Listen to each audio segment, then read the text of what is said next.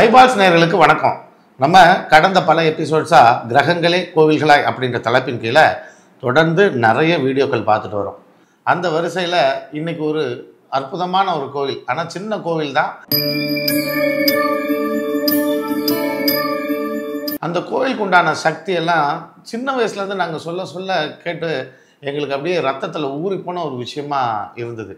இந்த கோவில் எங்கே இருக்குது அப்படின்னா, திருச்சி பஸ் ஸ்டாண்டில் இருந்து சோனா மீனான்னு ஒரு தேட்டர் இருக்கும். அந்த தேட்டரை நோக்கி போகிற வழியில் சின்னதாக ஒரு கோயில் இருக்கும். அது முனீஸ்வரன் கோயில். இந்த முனீஸ்வரன் கோயிலுக்கு அந்த காலத்தில் இருந்தே நிறைய வரலாறுகள் உண்டு. அப்போ அது சின்னதாக இருந்தது, இன்றைக்கி அதை கொஞ்சம் பெருசாக எடுத்து கட்டிட்டாங்க.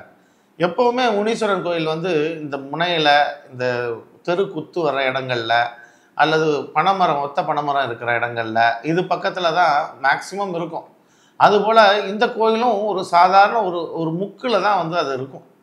இப்படி ஒரு இடத்துல நான் சின்ன பிள்ளையாக இருக்கும் பொழுது என்னை அந்த கோயிலுக்கு அழைச்சிட்டு போனாங்க. அந்த கோயிலில் போய் உட்காந்துருக்கும் போது பூஜை பண்ணுறாங்க. அது அபிஷேகத்துக்கெல்லாம் எல்லாம் ஏற்பாடு பண்ணாங்க. அப்புறம் மெதுவாக பூஜை ஆரம்பிச்சுட்டு தீபாராதனை தட்டை காட்டுறதுக்காக அந்த கோயில் பூசாரி வாசல் வரைக்கும் வந்துட்டு திரும்ப உள்ளே போனார். நான் சாமியை பார்த்துட்டு இருக்கேன். திடீர்னு ஒரு சத்தம், அலறலான ஒரு சத்தம். அப்படி ஒரு சத்தத்தை நான் கேட்டதே இல்லை. ஆன்னு ஒரு கத்தவும் நாங்கள் திரும்பி பார்க்க அவரு சாமி வந்துருச்சு. அந்த பூசாரி சாமி அங்கே குத்தி இருந்த சூளமோ வேலோ ஏதோ ஒன்று, அதில் அவர் தன்னுடைய கையை குத்தி அதுலேருந்து ரத்தத்தை வரவழைச்சிட்டார். ரத்தம் அப்படியே ஆறா ஓடுது, தரையெல்லாம் ஓடுது. அவர் கண்ணு மொழியெல்லாம் நிலகுத்தி நின்று அவர் நாக்கை கடிச்சுக்கிட்டு வாயில வர ரத்தம் வர ஆரம்பிச்சிருச்சு. எனக்கு பார்த்து பதறிட்டேன். நான் பயந்து போயிட்டு எனக்கு கை காலெல்லாம் நடுங்க ஆரம்பிச்சிருச்சு. நான் அங்கேருந்து பதறி கோயில் பின்பக்கமாக ஓடிட்டேன். அதுக்கப்புறம் என்ன சமாதானப்படுத்தி கூப்பிட்டு வந்தாங்க. கூப்பிட்டு வந்து அவர் அப்போ தான் கொஞ்சம் தனியிறப்ப அவர் மெதுவாக அவர்கிட்ட எல்லாரும் அருள் கேட்குறாங்க. ஒவ்வொருத்தராக கேட்கும்போது அவர் கேட்குறாரு, ஓடி போனானே அவன் எங்கன்னு கேட்டார். அப்போ என்ன தான் காமிச்சாங்க, இங்கே தான் இருக்கிறான் அப்படின்னா அவர் என்னையே பார்த்துட்டு இங்கே வான்னு கூப்பிட்டு விபூதி எடுத்து என்னோட நெத்தியில் வச்சார். அவர் கையிலெல்லாம் ரத்தம், அவர் வாயிலெல்லாம் ரத்தம், ஆனாலும் விபூதி எடுத்து வச்சுட்டு இவன் வாக்கால் வளருவான் அப்படின்னு சொல்லி ஒரு வார்த்தை சொன்னார். அப்போ எங்களுக்கு அதெல்லாம் புரியல, எதனால் அவர் சொன்னாருன்னு சொல்லிட்டு. இதை சொன்னது மட்டும் இல்லாமல் அவர் இன்னும் சில விஷயங்கள்லாம் சொன்னார். அதில் ஒரு சில இது ஞாபகம் இருக்குது, நிறைய விஷயங்கள் ஞாபகம் இல்லை. நாங்கள் எல்லாம் கிளம்பி வந்துட்டோம். எனக்கு அந்த கோயில் மேலே ஒரு பயம் போச்சு. ஏன்னா ஒரு திடீர்னு ஒரு அதிர்ச்சியாகிற மாதிரியான ஒரு சம்பவம் அங்கே நடக்கவே, அந்த கோவிலுக்கு யார் கூப்பிட்டாலும் எப்போ கூப்பிட்டாலும் நான் வரமாட்டேன் அப்படின்ற மாதிரியான நிலையில் தான் இருந்தேன். அதுக்கப்புறம் ஒரு 2-3 வருஷம், அப்பயும் நான் ரொம்ப சின்ன பிள்ளை தான். அப்போ எங்கள் குடும்பத்தில் எல்லாரும் அந்த கோயிலுக்கு போக வேண்டிய கட்டாயம், எல்லாரும் போய் தான் ஆகணும். நாங்கள் எல்லாரும் இப்போ வேறு வழி இல்லாமல் நானும் கிளம்பி போயிட்டேன். போய் அங்கே உட்காந்து நாங்கள்லாம் சாமி கும்பிட்டுருக்குறோம். எனக்கு பார்வை முழுசும் அந்த பூசாரி மேலே தான் இருக்குது. இவர் எந்த நேரத்தில் திடீர்னு அருள் கத்துவார், எப்போ கையை கிழிச்சுக்குவாருன்னு எனக்கு பயம். அவர் வாசலுக்கு போனாருன்னா திரும்பி அவரையே பார்க்கறது, கொஞ்சம் ஒரு பாதுகாப்பான தூரத்தில் அவர்கிட்ட தள்ளி நின்றுக்கிறது. ஒருவேளை அவர் விழுந்தாருனா கூட நம்ம மேலே விழுந்துடக்கூடாது அப்படின்ற மாதிரி ரொம்ப ஒரு உஷாராகவே நின்றுக்கிட்டு இருந்தேன். நான் இங்கே பார்த்துக்கிட்டு இருக்கிறோம். அவர் அங்கே நிற்கிறாரு, இங்கே நிற்கிறாரு. அவர் கண் லேசாக மாறினா கூட எனக்கு பயம் வருது. ஆனாலும் அவர் கண்ட்ரோலாக தான் இருக்கிறாரு. திடீர்னு ஒரு சத்தம் என்னான்னு பார்த்தா என் பக்கத்தில் உட்காந்து அந்த சித்திக்கு அருள் வந்துருச்சு. இதனடா அது வம்பா போச்சுன்னு பார்த்தா எங்கள் சித்தி அந்த பூசாரியோட அதிகமாக கத்துது. ஆனால் நல்ல வேளை இது கையை காலை எதையுமே குத்திக்கலை, நான் ரத்தமெல்லாம் வரல எங்கள் சித்திக்கு.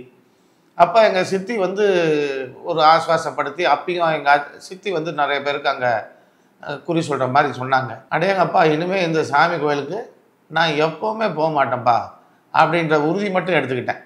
யார் கூப்பிட்டாலும் நான் வரமாட்டேன், எனக்கு பயமாக இருக்குன்னு. ஏன்னா எனக்கு அந்த வயசில் அந்த பக்குவம் இல்லை, இதெல்லாம் பார்க்கக்கூடிய சக்தியும் எனக்கு இல்லை.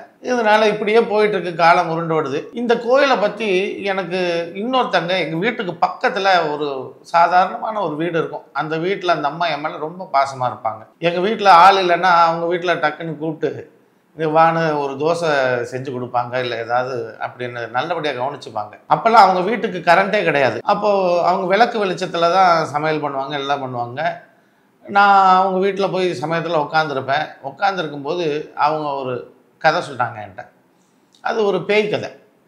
என்னன்னா, இவங்க பாட்டியும் இவங்களும் சேர்ந்து ஏதோ அவங்களுடைய கிராமத்தில் அவங்க வடை சுட்டுக்கிட்டு இருந்துருக்குறாங்க. வடை சுட்டுக்கிட்டு இருக்கப்ப இவங்களுடைய தங்கச்சியோட குரல் எனக்கு வடை கொடு அப்படின்னு கேட்டிருக்குதான். உடனே இந்த அம்மாவும் வந்து ஒரு வடை எடுத்து கொடுத்துருக்குறாங்க. அப்புறம் 2வது தடவையும் வந்து வடை கொடுன்னு கை நீள இவங்க வடை எடுத்து கொடுத்தாங்களாம். அந்த வடையை வாங்கிட்டு அவங்க போயிட்டாங்களாம் தங்கச்சி. 3வது தடவை வந்து கேட்கும்போது, என்ன இப்படி சும்மா சும்மா வந்து வடை கேட்குறியே அப்படின்னு சொல்லிட்டு திரும்பி பார்த்தா அது ஒரு மோகினி பிசாசாம். இவங்க எனக்கு கதை சொல்கிறாங்க இப்படியெல்லாம். அது மோகினி பிசாசு ஒரு மாதிரி தட தடன்னு நின்றுச்சுப்பா.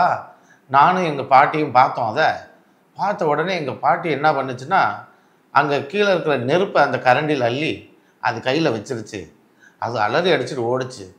அதுக்கப்புறம் எங்களுக்கு பாதுகாப்புக்காக என்ன பண்ணுச்சு எங்கள் பாட்டின்னா, இப்போ நான் சொன்ன இந்த முனீஸ்வரன் கோயிலை பற்றி சொன்னாங்க. இந்த கோயிலில் தான் வந்து பிரசாதம்லாம் வாங்கி கொண்டு போய் என்னவோ பூஜை பண்ணிவிட்டு கொண்டு போய் வீட்டில் வாசலில் கட்டி வச்சாங்க. அதுக்கப்புறம் அந்த மோகினி பிசாசு வர்றதில்லை அப்படின்னாங்க. இது நிஜமோ இல்லையோ, ஆனால் கேட்குறதுக்கு எனக்கு அந்த வயசில் இது ரொம்ப பெரிய இன்ட்ரெஸ்டிங்காக இருந்தது.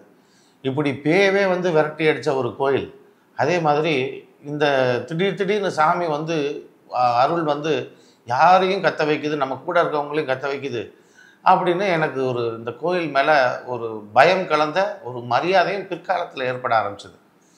ஒரு கட்டத்துக்கு அப்புறம் தான் எனக்கு தெரிய வந்தது, இந்த கோயிலில் இது மட்டும் இல்லை, இதுபோல் நிறைய விஷயங்கள் வந்து நிறைய பேருக்கு நல்லது செஞ்சுருக்க அந்த முனீஸ்வரன் அப்படின்றத நான் சொல்ல கேள்விப்பட்டிருக்கேன். அதில் எங்கள் உறவுக்காரங்க சொன்ன சில விஷயங்களை சொல்கிறேன். இதில் குழந்தை இல்லாமல் ரொம்ப காலம் கஷ்டப்பட்டுக்கிட்டு இருந்தவங்களுக்கும் அந்த கோயிலில் போய் வேண்டுதல் பண்ண பிறகு குழந்தை பிறந்திருக்கு. எங்கள் உறவுலேயே ஒருத்தங்களுக்கு வரிசையாக பெண் குழந்தையே பிறந்துட்டு வந்திருக்குது. தொடர்ச்சியாக ஒரு 7-8 பெண் குழந்தை பிறந்துருச்சு. ஆனாலும் அவர் விட்றதா இல்லையா, ஆண் குழந்தை ஒன்று வராமல் இது விட்றதில்ல அப்படின்ட்டு கடைசியில் அந்த அம்மா என்ன பண்ணாங்களாம், இதே முனீஸ்வரன் கோயிலில் போயிட்டு ஏதோ விரதம் இருந்து அந்த கோயிலில் தங்கினாங்களாம். பொதுவாக முனீஸ்வரன் கோயிலில் தங்க மாட்டாங்க. ஆனால் இவங்க யாரோ சொன்னாங்கன்னு சொல்லி அந்த கோயிலில் வந்து தங்கினாங்களாம்.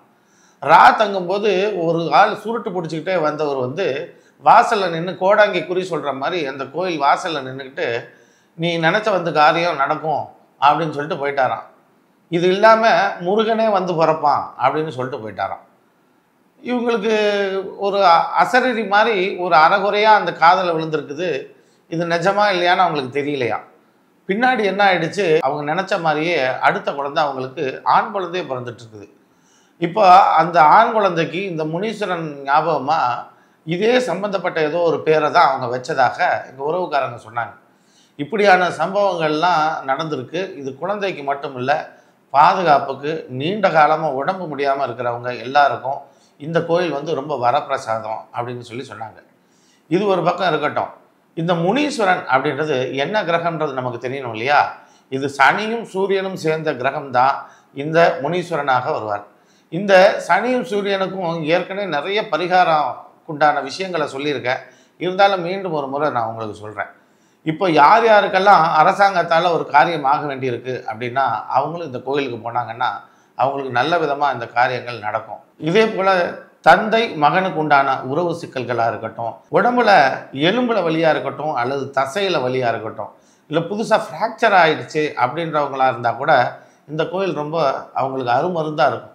இந்த கோயிலில் போய் சும்மா 1/2 மணி நேரம் உட்காந்துட்டு நீங்கள் பிரார்த்தனை பண்ணிட்டு வந்தீங்கன்னா போகிறோம், உங்களுக்கு தேவையான அனைத்து விஷயங்களும் இந்த கோயிலில் கிடைக்கும். இந்த கோயில் முன்னாடி ரொம்ப சின்னதாக இருக்கும், அந்த பீடம் மட்டும்தான் இருக்கும், அவருடைய சிலை மட்டும்தான் இருக்கும். இப்போ அந்த கோயிலை கொஞ்சம் பெருசாக புதுமையாக கட்டியிருக்கிறாங்க. ரொம்ப அற்புதமான கோயில். சின்ன கோயிலாக இருந்தாலும் நீங்கள் ஒரு முறை போயிட்டு வந்தீங்கன்னா உங்கள் மனதோடு ஒட்டி நிற்கும். நம்ம எல்லாரும் பயன்பெறணும், இது போல் நிறைய விஷயங்களை சாதிக்கணும் அப்படின்றதுக்காக தான் இந்த மாதிரியான கோயில்கள்லாம் நம்மளை சுற்றி நிறைய இருக்குது. இதை நம்ம பயன்படுத்திக்கணும், வளம் பெறணும்னு நானும் கேட்டுக்கிறேன். இதுபோல் நிறைய கோயில்கள் இருக்குது, அதிசயமான சம்பவங்களும் இருக்குது. அடுத்தடுத்த நிகழ்ச்சியில் ஒன்று ஒன்றா சொல்கிறேன். அது வரைக்கும் நன்றி, வணக்கம்.